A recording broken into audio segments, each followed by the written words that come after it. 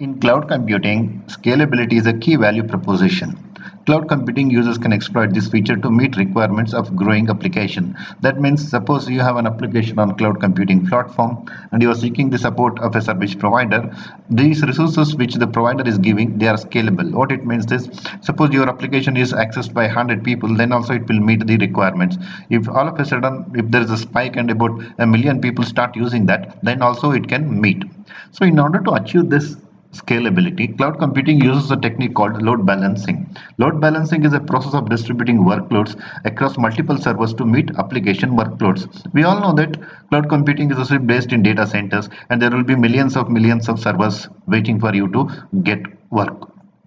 So what load balancing does is, depending on the requirements of a user, the work which is coming from the user actually is distributed to different servers. The goals of load balancing are maximize resource utilization. That means if you have 10 or 100 servers, then this load balancing will help you to distribute so that you can utilize each one of the machine to the maximum. Minimize response time. That means you don't have to make your user to wait for a long time because you don't have a resource. The distribution will ensure that one or the other machine is put into service for this particular user.